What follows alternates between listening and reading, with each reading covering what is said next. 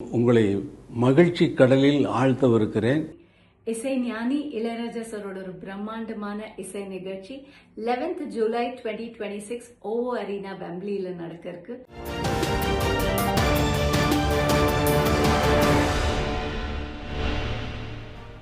செய்திகளுக்கு அப்பால் நிகழ்ச்சியில் மீண்டும் உங்களை சந்திப்பதில் மகிழ்ச்சி. வணக்கம்.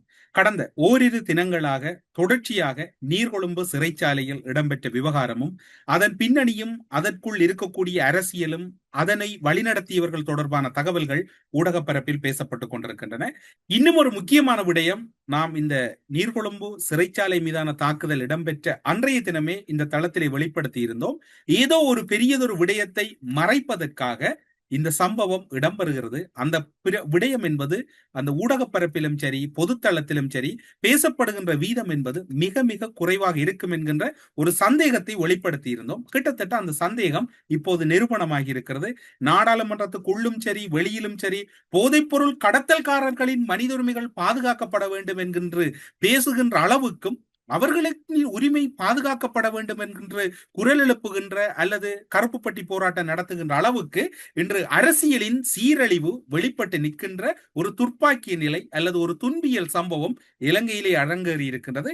இது இலங்கையில் நேற்று அரங்கேறவில்லை அல்லது நேற்று முன்தினம் அரங்கேறவில்லை.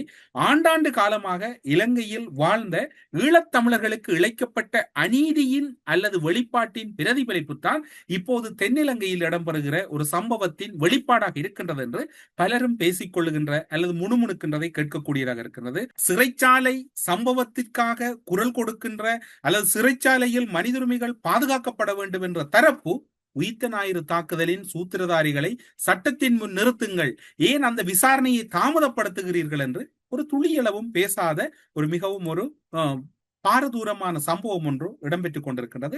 இன்று நாடாளுமன்றமாக இருக்கலாம், வெளியாக இருக்கலாம், எல்லா இடமும் இந்த சம்பவம் தான் வியாபித்துக் கொண்டிருக்கிறது. ஆனாலும் கூட நாம் இந்த தளத்திலே ஒரு பொறுப்பு வாய்ந்த ஊடகமாகவும் மக்களின் பாதிப்புகளை தொடர்ச்சியாக வெளிப்படுத்துகின்ற வகையில் இந்த கருத்தை உங்களோடு பகிர்ந்து கொள்ளலாம் என்று நினைக்கிறோம்.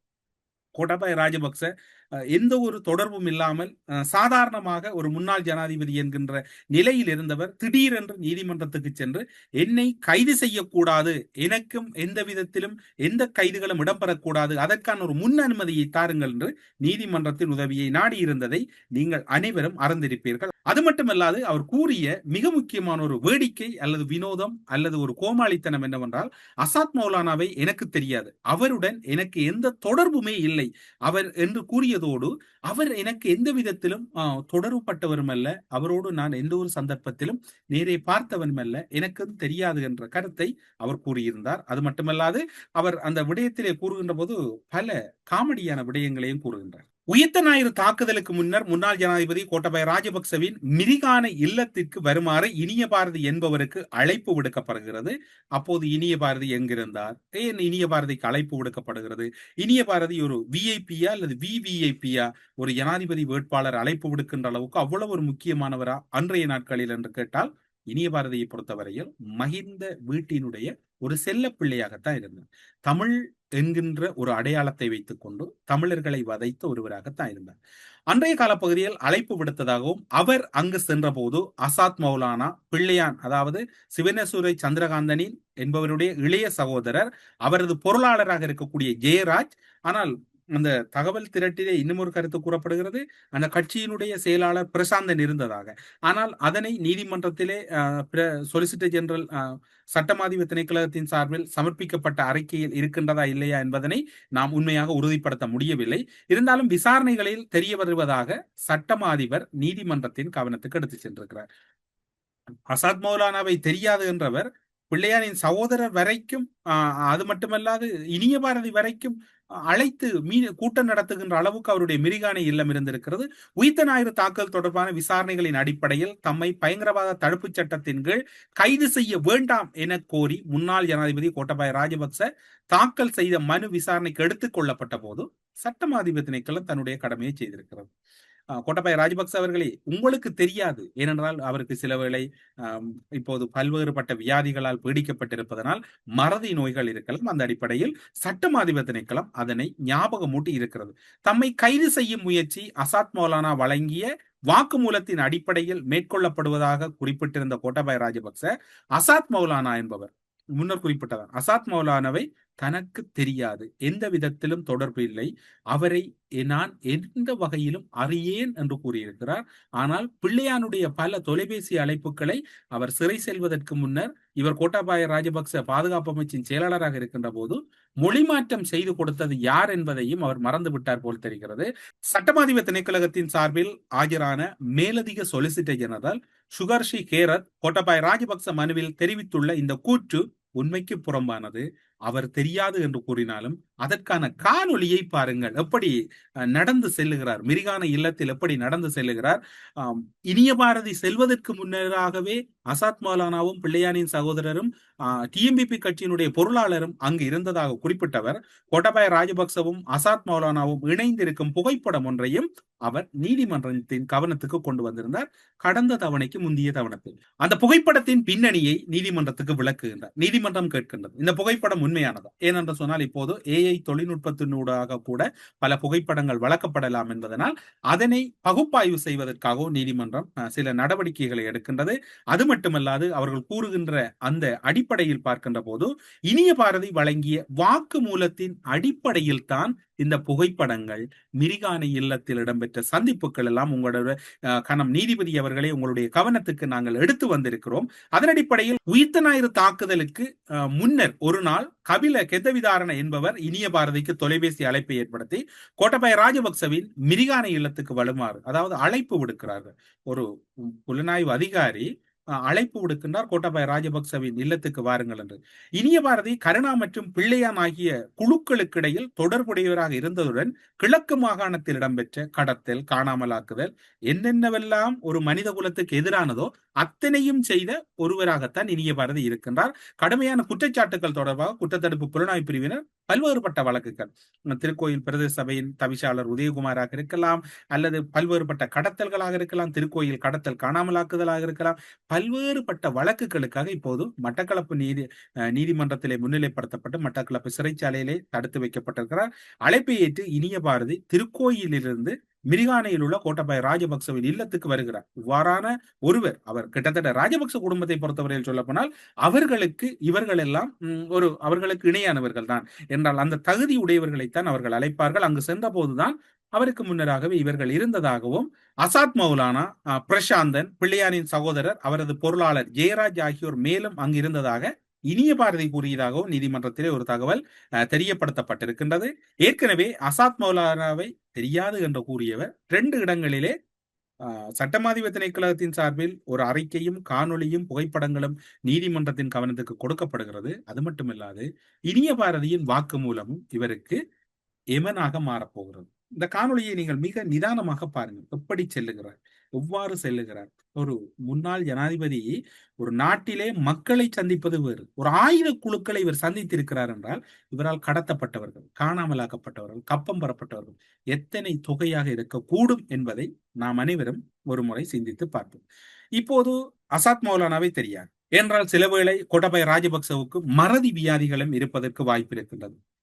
அசாத் மௌலானா மிகவும் நல்லவரா கெட்டவரா, அல்லது அவரும் ஒரு நல்ல மனிதர் அல்ல, அவரும் ஒரு லேசுப்பட்டவர் அல்ல, அவரும் இத்தனை விடயங்களையும் இவர்களோடு இருந்து ஆக்கிவித்த பிறகுதான் அவரும் அந்த இடத்திலிருந்து தனக்கு ஆபத்து வருகிறது என்கின்ற போதுதான் அவர் வெளியேறுகின்றார். புலனாய்வு பிரிவினுடைய அதிகாரிகளை பாருங்கள். புலனாய்வு பிரிவின் அதிகாரிகள் நாட்டிற்கான புலனாய்வு சேவையை வழங்குவதற்கு மாறாக என்னென்ன வேலைகளை எல்லாம் செய்திருக்கிறார்கள். அமல் கருணாசேன, முன்னாள் குற்றத்தடுப்பு புலனாய்வு பிரிவின் பணிப்பாளர், அதே போன்று சுரேஷ் சாலே, முன்னாள் பாதுகாப்பு அமைச்சின் செயலாளர், கமால் குணரட்ன, முன்னாள் பாதுகாப்பு அமைச்சின் செயலாளரும் ஜனாதிபதியுமான கோட்டாபய ராஜபக்ச ஆகியோர் தப்பு, அதாவது அவர்கள் செய்த வேலை என்பது அசாத் மௌலானாக்கு தான் தெரியும். எனவே அசாத் மௌலானா உயிரோடு இருப்பாராக இருந்தால் தங்களுக்கு ஆபத்து என்பதை ஒரு கட்டத்திலே சுதாகரித்துக் கொண்டதனால்தான் பிள்ளையானுக்கு முன்னரே அசாத் மௌலானாவை துரத்த ஆரம்பிக்கிறார் சுரேஷ் அலி. அந்த துரத்தியதன் விளைவுதான் இன்று அசாத் மௌலானா இந்தியா சென்று ஐரோப்பிய நாடு செல்வதற்கு காரணமாக இருக்கிறது. அது மட்டுமல்லாது நளின் பண்டார, அருட்தந்தை சிறில் காமினி ஆகியோர் கருத்துக்களும் கூட இவர்களுக்கு அச்சுறுத்தல் ஏற்படுத்துகிறது. அவர்கள் கரீம் பெர்னாண்டோ போன்றவர்கள் எல்லாம் நாடாளுமன்றத்திலே நேரடியாக சொல்லுகிறார்கள், இதன் பின்னணியில் சுரேஷ் செலவுக்கு தொடர்பு இருக்கிறது, இராணுவ புலனாய்வு பிரிவு தொடர்பு இருக்கிறது என்று அவர்கள் கூறுகின்ற போது இவர்கள் உஷாரடைந்து இந்த தகவல் ஒருவேளை அசாத் மௌலானாவால் சென்றிருக்கலாம் என்பதுதான் அவர்களிடம் இருக்கக்கூடிய அச்சமாகவும் பீதியாகவும் இருக்கிறது. டிஎம்பிபியின் முதுகெலும்பாக நான் தான் இருந்திருக்கிறேன். டிஎம்பிபி என்கின்ற ஒரு கட்சியெல்லாம் பிள்ளையானின் கட்சியல்ல, அல்லது இப்போது பலர் கூறுவது போன்று அது கிழக்கு மீட்க வந்த கட்சியும் அல்ல, கிழக்கு மக்களை வாழ வைக்க வந்த கட்சியும் அல்ல, கிழக்கு மக்களை வாழாவட்டியாக்க வந்த கட்சி. அதனுடைய கட்சியினுடைய முக்கிய முதுகெலும்பாக நான் தான் செயற்பட்டேன் என்று அசாத் மௌலானா கூறியதுடன் பசில் ராஜபக்சவுடன் கதைத்து ஜோசப் பரராஜசிங்கத்தின் வழக்கில் ஆயுள் தண்டனை பெற வேண்டிய பிள்ளையானை காப்பாற்றினேன், பல்வேறுபட்ட டீல்களை எல்லாம் செய்தேன். ஜோசப் பரராஜசிங்கம் வழக்கில் பிள்ளையானின் விடுதலையாவதற்கும் என்னது செயற்பாடுதான் இருந்தது. இராணுவத்தை காட்டிக் கொடுத்தது யார் என்றுதான் பிள்ளையானுக்கு அச்சம் பெறுகிறோம். எந்த அடிப்படையில் இதனை எல்லாம் சொல்கிறீர்கள் என்று உங்களுடைய மனக்கண் அல்லது உங்களுடைய உள்ளுணர்வு கேட்பது எனக்கு புரிகிறது. அதனையும் நீங்கள் கேட்டு மகிழலாம், அல்லது கேட்டு கவலைப்பட வேண்டியதில்லை, மகிழலாம் என்றுதான் கூற வேண்டும். அவ்வளவு ஒரு ஒரு ஒரு மனித மாண்புக்கே முரணான வேலையை செய்த ஒரு செயற்பாடுதான் இங்கு இடம்பெற்றிருக்கின்றது. ஒரு இராணுவம் கைதாகிறது, உடனே பிள்ளையான் உஷாராகின்றார், இந்த இராணுவம் எப்படி கைதாகின்றது என்று. பிள்ளையான் கைது செய்யப்படுகின்றார், பிரசாந்தன் கைது செய்யப்படுகிறார், ஆனால் அசாத் மௌலானா கைது செய்யப்படவில்லை. ஏன் அசாத் மௌலானா கைது செய்யப்படவில்லை? ஒருவேளை இவர்தான் புலனாய்வு பிரிவை வைத்து எம்மை கைது செய்கிறார் என்று பிள்ளையான் சுதாகரித்துக் கொள்கிறார். பிள்ளையானை கட்டுப்படுத்துவதற்கு இந்தியா முயற்சி செய்கின்றதோ அல்லது இந்தியாவின் தலையீடுகள் இருக்குமோ என்கின்ற ஒரு சந்தேகமும் அங்கு வலுக்கிறது. இந்த விடயங்கள் இப்போது நீதிமன்ற விசாரணைகளுக்கு உட்படுத்தப்பட்டிருந்தாலும் சில வரையறைகளுக்கு உட்பட்டு சில காணொளிகளை உங்களுடைய பார்வைகளுக்காக நாங்கள் மீண்டும் இந்த தளத்திலே தருகின்றோம். அசாத் மௌலானா அச்சப்பட்டது, அசாத் மௌலானாவுக்கு ஒரு கதி கலங்கிய நிமிடங்கள் எல்லாம் எப்படி இருந்தது, அவர் அந்த உயிரை கையில் பிடித்துக் கொண்டு சுரேஷ் ஆலவிடமிருந்து தப்பிய வரலாறை எப்படி கூறுகிறார் என்று பாருங்க. என்னன்னா உண்மையா பிரச்சனை உங்களுக்கு தானே. இப்ப டிஎம்பி கிட்டத்தட்ட முதுகல் மனான இருந்தா புள்ளா பிள்ளையான உள்ளுக்கு இந்த வரை பிள்ளையான உள்ளுக்கு இருந்து அவரை வெள்ளி எடுத்தது இல்லைன்னா அது எப்படி எடுத்தோம், அது நாங்க பிள்ளையான் உண்மையா பிள்ளையானுக்கு எதிராக இந்த ஜோசப் பரஜாங்கூர்ல கடும் ஸ்ட்ராங்கான எவிடன்ஸ் இருந்தேன். சரிதானே, சரியா விசாரிச்சிருந்தா பிள்ளையானுக்கு ஆயுள் தண்டனை கிடைக்க வேண்டிய பயமெல்லாம் இருந்தேன். அப்ப நான் அதெல்லாம் செஞ்சு அவர் பஸ்ஸிலோட ஹஜ்ல அதோட அது மட்டும் இல்லாம பிள்ளை இந்த பார்ட்டி நடத்திலாம் செஞ்சேன். அதோட என்ன நான் 2006 இந்த டீம்ல இருந்தேன். நான் தான் இவங்களுக்கு மாமிக்கு மட்டும் லிங்க் நான் தான் ஆறுக்கு டிஎம்பி கருணா கொஞ்ச நாள் தண்டவர் பிள்ளையானுக்கும் ஃபுல்லா ஆமிக்கு முடியல ஃபுல்லா இல்லைங்களா அந்த மீட்டிங்ல நான் தான் போடுறேன். என்னடா அந்த லாங்குவேஜ் பிரச்சனைக்கானே, அதால லாங்குவேஜ் பிரச்சனை சிங்களம் இங்கிலீஷ் பிரச்சனைக்கு நான் தான் எல்லா மீட்டிங் போறேன், நான் தான் டிரான்ஸ்லேட் பண்றேன். அது அவனால ஈஸி என்னோட இப்படி செய்யுங்க அப்படி செய்யுங்க பேர் சொல்ற. அப்ப இந்த இவங்க செஞ்ச அவ்வளவு கிரைம்ஸ் எனக்கு தெரியும், ஃபுல்லா எல்லாம் எனக்கு தெரியும். நான் சம்மந்தம் எல்லாம் எனக்கு தெரியும். உதாரணம் அதுல இம்பார்ட்டன்ட் சொல்ல போனா ஜோசப் பராஜிங்க மர்டர், ரவிராஜ் அந்த ஐசிஆர்சி கடத்த பொடியமா 2 பேர் கடத்தோட கொல்லப்பட்டது. அது பிறகு அந்த பேர் professor Ravindranath, East University professor Ravindranath, அதுக்கு முதல்ல அந்த சிவராமாக்கள் இது மராய் உங்களோட அப்படி நிறைய பிரச்சனைகள் வந்துட்டு எனக்கு இல்லை தெரியும். அப்ப அடுத்து வந்துட்டு ஆமி எப்படி இவங்களை யூஸ் பண்ணிச்சு, என்னென்னதுக்கு அவங்களை யூஸ் பண்ணிச்சு. யுத்தம் முடிஞ்சது பிறகு யுத்தம் முடிஞ்ச டைம்ல அந்த எல்டிடி இன்டெலிஜென்ட் ஆக்கள் வந்துட்டு அங்கே நிக்காலும் சரி அவங்கள கண்டுபிடிக்கிறது என்ன செஞ்ச, என்ன மெக்கானிசம் யூஸ் பண்ணினேன். அப்படி எல்லாத்துக்கும் டிஎம்பிபி எப்படி டிஎம்பி ஒரு பராமிலிட்டரி மாதிரி துணை ஆயுத மாதிரி எப்படி ஃபங்க்ஷன் பண்ணிச்சுன்றது ஃபுல்லா எனக்கு தெரியும். அதெல்லாம் காசு கொடுத்தா என்னென்ன மீட்டிங் வச்சு. உதாரணமா இவர் ஒரு பெர்மிஷன் ரிப்போர்ட்டர் மினிஸ்டானர் தானே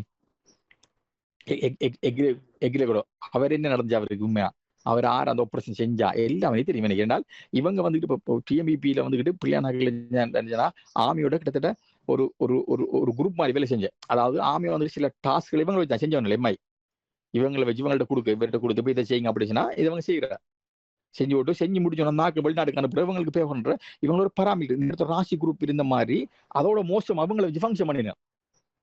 அதுக்கு பிறகு அதெல்லாம் வந்துட்டு ஃபுல்லா நான் மட்டும்தான் அதுக்கெல்லாம் விட்னஸ் ஒருத்தரும் இல்லை. உங்களுக்கு எப்படி ஆயுதம் கொடுக்கப்பட்டுச்சு, அந்த ஆயுதங்கள் இப்ப எங்க இருக்கி அப்படின்னு சொல்லி எல்லாமே எனக்கு ஃபுல்லா தெரியும் எனக்கு.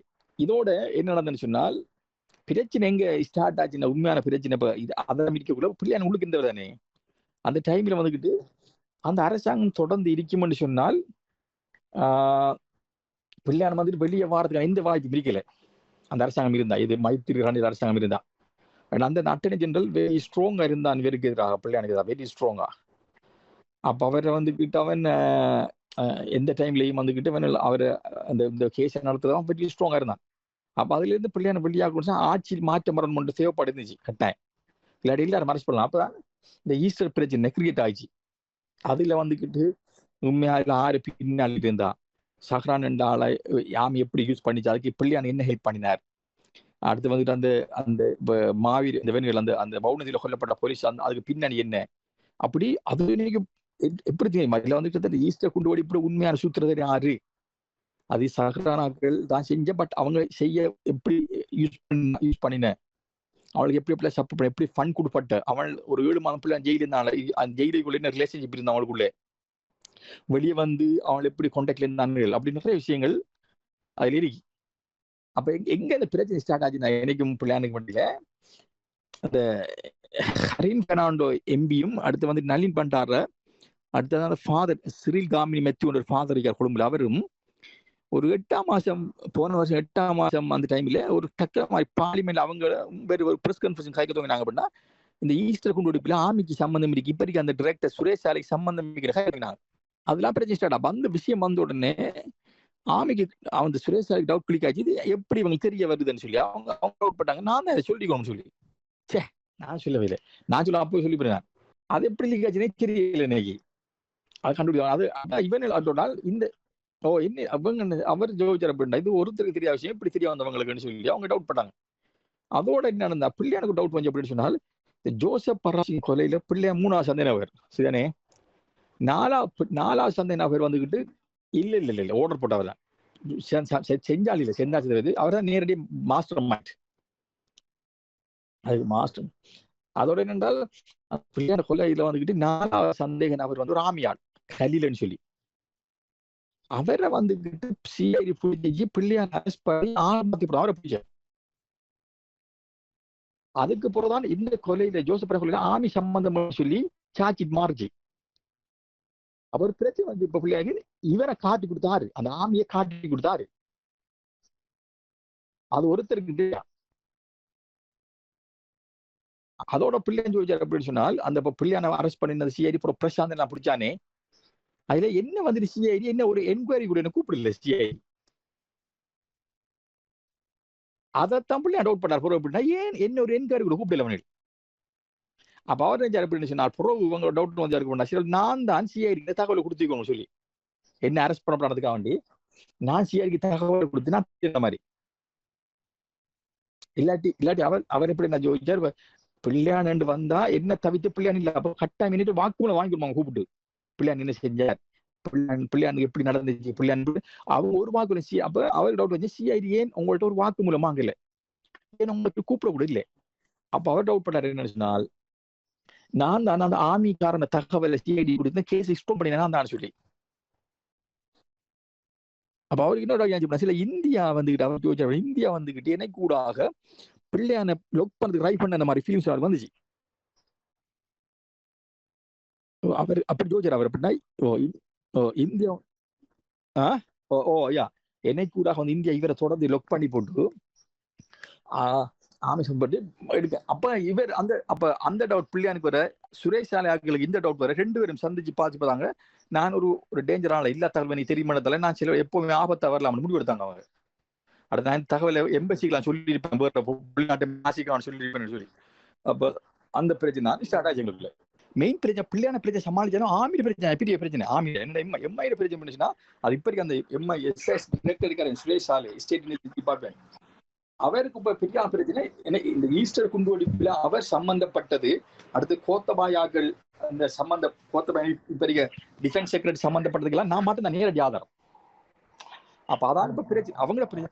அப்ப இப்ப இன்னைக்கு இப்ப பிள்ளையான பிரச்சனை நான் எப்படி பிள்ளையான் வந்து சமாளிச்சு நான் இந்தியால அங்கே நின்றுக்கலாம், பிள்ளையான ஒன்றும் செய்யலாது இன்னைக்கு இந்தியாவில். ஆனா இன்னைக்கு பிரச்சனை வந்து இவங்களால மெயின் பிரச்சனை ஆமியால் இன்டெலிஜென்ஸ் அவங்களோட பிரச்சனை பிரச்சனால் கோத்தபாய இந்த நான் வந்து சிட்டியா வாய திறந்து நினைச்சுன்னா இவர் அதுல வந்து அமல் கருணாஸ் என்ன பழைய எம்ஐ டைரக்டர், அடுத்து இப்ப இருக்க எம்ஐ டைரக்டர் சுரேஷ் சாலே, இப்ப இருக்க டிஃபென்ஸ் செக்ரட்டரி கமால் வந்த ஈவன் ஜனாதிபதி வரையும் பிரச்சனை எல்லாரும் முழு போனரும் ஈஸ்டர் குண்டுவெடிப்புல. எனக்கு தான் தெரியுமா அவங்க எப்படி ஃபண்ட் கொடுத்தாங்க, எவ்வளவு சம்பந்தப்பட்டாங்க, எப்படி செஞ்சாங்க. பிள்ளைங்க மேல பிள்ளைங்க கொஞ்சம் தெரியும், பிள்ளைங்க பிரச்சனை பிள்ளைங்க அப்டேட் பண்ணி கொண்டு எல்லாத்தையும். அப்ப இந்த பிரச்சனை வெளியாக கூட அவங்களுக்கு பயந்தாள் எப்படின்னா அவள் அது நம்பி எவ்வளவு அந்த அந்த நளின் பண்டாரும் அந்த பாதிரியார் அந்த காமினி ஸ்ரீகாமினி கதைச்சு போறதாவும் டவுட் வந்து அவன் எப்படி இந்த விஷயம் காய்க்க தோணும் ஆனா அவன் ஃபுல்லா சொல்லல. அவன் சொன்னால் இவருக்கு தொடர்பு இவர் மீட் பண்ணி சகரா அப்புறம் பிரச்சனை வெடிச்சு. அதெல்லாம் ஷுவான். அப்ப அதுல அவளை பிரச்சனை மெயின் பிரச்சனை பிள்ளை பிரச்சனை நத்திங்க நான் பண்ணாத சமாளிச்சு நான் அங்க அப்படி ஓடிப்பேன். ஆனா இவனோட பிரச்சனை வந்து செஞ்சுக்கலாம் பிரச்சனைக்கு எனக்கு எங்கே மினிக்கிற இப்ப இங்க கூட நான் பயத்தலாம் இந்த வீடியோ கிளிப்பை போட்டு காட்டினேன் அவர் லேப்டாப்ல இருந்து. அந்த வீடியோ கிளிப்ல வந்து இப்ப ஹரிம் பெர்னாண்டோ பேசுறார். அவர் சுரேஷ் சாலே அவர் ஆபீஸுக்கு வர சொல்லி கொழும்பு 7 அவரை 3 வீடியோ கிளிப் போட்டு காட்டினார். அதுல ஒன்று வந்து ஹரிம் பெர்னாண்டோ கதைக்கு வீடியோ கிளிப் உண்டு சிங்களத்துல பார்லிமெண்ட்ல. மக்கியது வந்துகிட்டு நளின் பண்டார காய்க்குது அதுவும் பார்லிமெண்ட்ல சிங்களத்துல. மக்கியது ஒரு சூம் மீட்டிங்ல வேற ஃபாதர் காய்க்கார். அது 3லயும் அவங்க சொல்றாங்க இதுல இவர் சம்பந்தப்பட்டிருப்பார் சுரேஷ் சாலே வேறு தெரியாம நடந்துக்க வேறு மீட் பண்ணிக்காரு அப்படி ஒழுங்கு விசாரிக்கணும் அப்படின்னு சொல்றாங்க. அப்ப அவர் கேட்டாரு இந்த கதை எப்படி வெளியான்னு கேட்டாரு.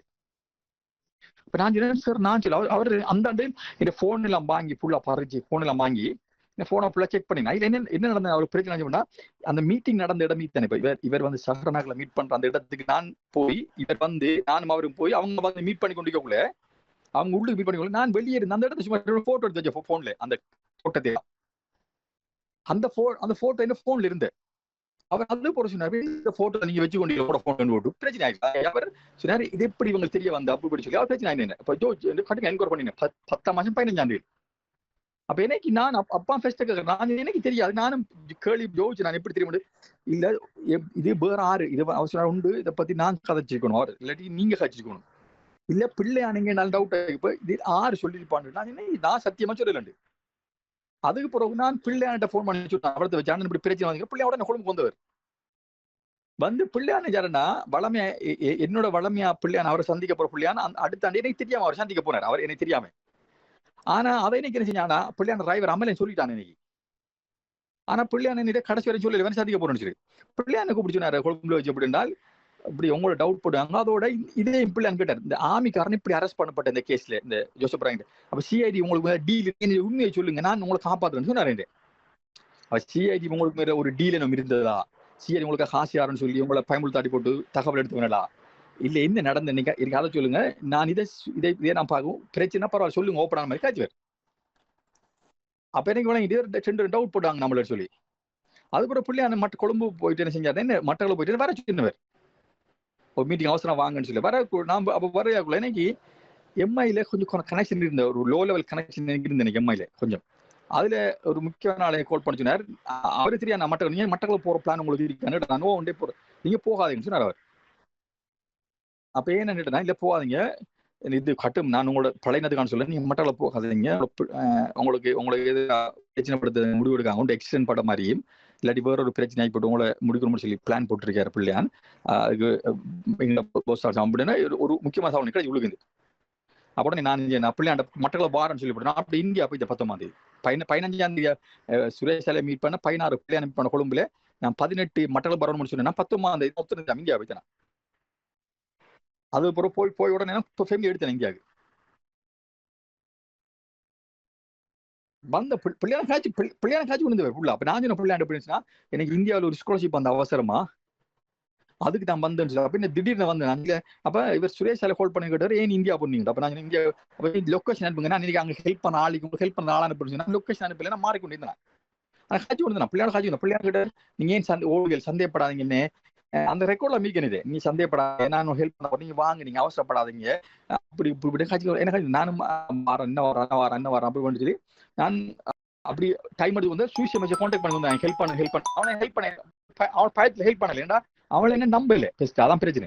இப்போது இடம்பெறுகிற இந்த விசாரணை நடைபெறுமா? நீர்கொழும்பு விவகாரம் முன்னெடுக்கப்படுகிறதே. நீர்கொழும்பு விவகாரம் முன்னெடுக்கப்படுவதனால் நீர்கொழும்பு சிறைச்சாலை விசாரணை தானே முக்கியத்துவம் பெறும்.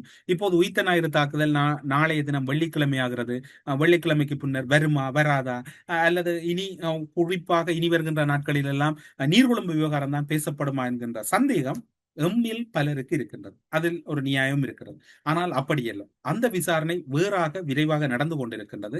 அதற்கும் இதற்கும் இடையில் எந்த ஒரு தொடர்பும் இல்லை என்பதுதான் குற்றத்தடுப்பு புலனாய்வு பிரிவில் இருக்கக்கூடிய ஒரு மேலதிக தகவலாக இருக்கின்றது. எனவே உயிர்த்த ஞாயிறு தாக்குதல் தெளிவாக நடந்து கொண்டிருக்கின்றது. அந்த தாக்குதலை குழப்ப வேண்டும் என்று எடுத்த முயற்சிகளும் முறியடிக்கப்பட்டிருக்கின்றது. இப்போது புலனாய்வுத்துறையினுடைய ஒரு சிறப்பு அறிக்கையும் வழங்கப்பட்டிருக்கின்றது. குற்றத்தடுப்பு புலனாய்வு பிரிவினுடைய அறிக்கையின்படி, சாணி அபேசேகரவின் அறிக்கையின்படி நீதிமன்றங்களுக்கு கூட ஒரு அச்சுறுத்தல் இருப்பதாகவும், நீதிமன்றத்தை அச்சுறுத்தும் வகையில் செயற்பாடுகள் இடம்பெற இருப்பதாகவும் அவர் கூறியதுடன், நீதிமன்றத்துக்கு ஆபத்தான சூழ்நிலைகள் இருப்பதன் காரணமாக குறிப்பாக நீர்கொழும்பு நீதிமன்ற விவகாரங்களை ஒரு தனியான அறைகளில் நீதிமன்றம் விசாரிக்க வேண்டும்.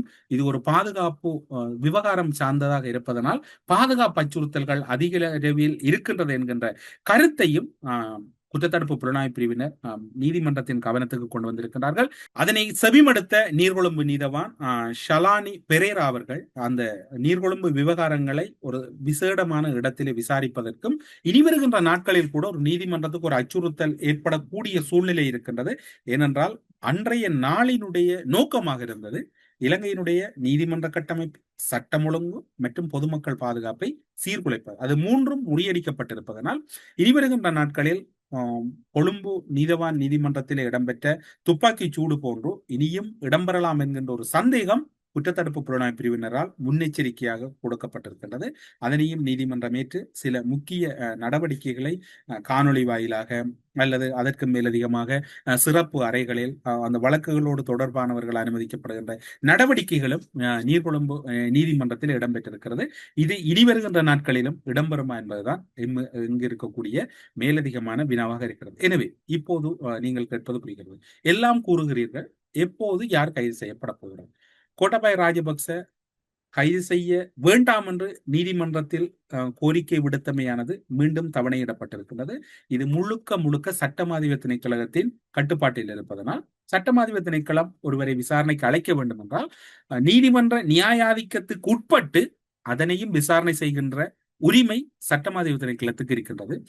எனவே கோட்டாபய ராஜபக்ச தவறு செய்திருந்தால் தப்ப முடியாது. அவருடைய சகோதரர் பஷில் ராஜபக்ச தப்புவாரா வருவாரா என்பது எல்லோருக்கும் வினாவாக இருக்கின்றது. இனிய பாரதி பல்வேறுபட்ட உண்மைகளை இப்போது ஏற்றுக்கொண்டிருக்கின்றார். ஒருவேளை இனி வருகின்ற நாட்களில் இனிய பாரதி அரசு சாட்சியாக மாறினாலும் சந்தேகப்படுவதற்கு இல்லை. பிள்ளையான் குழு, கருணா குழுவிடம் செயற்பட்டவர்கள் யார் யார் எந்தெந்த திட்டங்களோடு செயற்பட்டார்கள் என்கின்ற பல்வேறு, அதாவது நாமும் நீங்களும் எதிர்பாராத சாட்சியங்களை எல்லாம் வழங்கி இருக்கிறார். நாமும் அந்த வழக்கின் நன்மை கருதியும் நீதிமன்றத்தின் நன்மை கருதி அல்லது நீதிமன்றத்தின் சில கட்டுப்பாடுகளுக்கு கட்டுப்பட்டும் சில விடயங்களை இந்த பொதுத்தளத்திலே பேசுவதை தவித்துக் கொள்கிறோம். இனிய பாரதி கொடுத்திருக்கக்கூடிய தகவல் என்பது கிட்டத்தட்ட சொல்ல போனால் அது வகை தொகையற்ற தகவல்கள் கொடுக்கப்பட்டிருக்கிறது. வெவ்வேறு கோணங்களிலே கொடுக்கப்பட்டிருக்கிறது. நாமும் நீங்களும் இவர்களா அதனை செய்தார்கள் என்று எதிர்பாராத அளவுக்கு அங்கு கொடுக்கப்பட்டிருக்கிறது. கோட்டாபய ராஜபக்சவிற்கான வாக்குமூலத்திலும் கூட இனிய பாரதியின் வாக்குமூலம் மிக முக்கியத்துவம் பெறப்போகிறது. பொறுத்திருந்து பார்ப்போம். யாரும் குற்றம் செய்யவில்லை என்றால் நீதிமன்றத்தின் முன் நிரபராதி என்று வெளிவரலாம். இப்போது அனைவரும் குற்றச்சாட்டின் அடிப்படையில் கைது செய்யப்பட்டிருக்கிறார்கள். அந்த குற்றச்சாட்டு நிரூபிக்கப்படுமாக இருந்தால் கடுமையான சட்டங்கள் அல்லது தண்டனைகள் இலங்கையில் வழங்கப்படும் என்று எதிர்பார்க்கப்படுகிறது. பொறுத்திருந்து பார்ப்போம். குற்றவாளிகள் அல்லது போதைப் பொருளோடு தொடர்பானவர்கள் யாராக இருந்தாலும் கைது செய்ய வேண்டும். அவர்கள் சட்டத்தின் முன் நிறுத்த வேண்டும். தண்டனை வழங்கப்பட வேண்டும் என்பதில் மாற்று கருத்தில்லை. மட்டக்களப்பு மட்டுமல்ல, கிழக்கு மாகாணத்தில் ஒரு போதை மாஃபியா குழு ஒன்று இயங்குகின்ற ஒரு ரகசிய தகவலும் கிடைக்கப்பட்டிருக்கிறது.